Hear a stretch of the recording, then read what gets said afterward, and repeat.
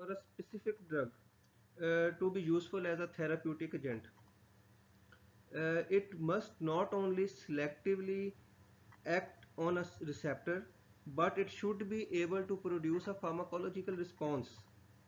And the magnitude of this response that is being produced by drug receptor interaction, it varies widely. There are some theories which basically explain the nature of drug receptor interactions and their relationships to the response that is produced. Among them, the first one is the drug receptor theory. This theory was basically suggested by Paul Ehrlich and J.N. Langley. They basically explain this theory to explain the action of the drugs.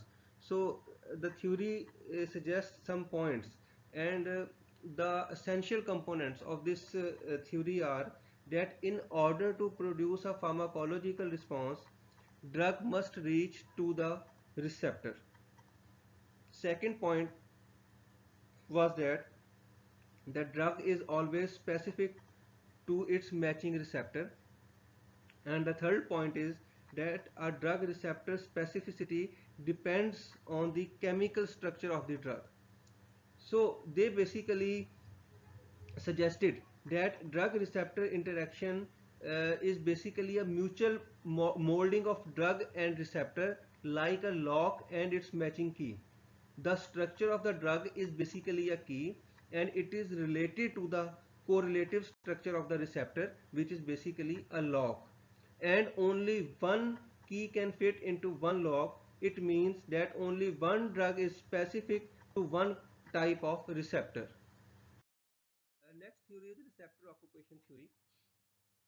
This was postulated by A.J. Clarke, and he postulates that the magnitude of a response produced by a particular drug is directly proportional to the number of receptors occupied.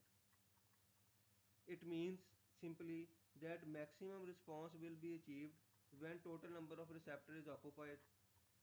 So actually, if we talk about this practically, this theory basically explains all or none action, that either a drug will produce a maximum response, that it is fully activated, or it will produce no response, not at all any response. There is no concept of partial activation in this theory. So it means that each occupied receptor always delivers a constant unit response. And if we are talking about the summation of this theory in a mathematical form, it means that it always gives a linear proportional response. So receptor occupancy theory basically gives a fundamental concept.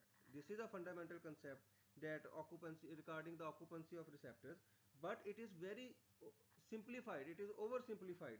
It does not explain the action of a partial agonist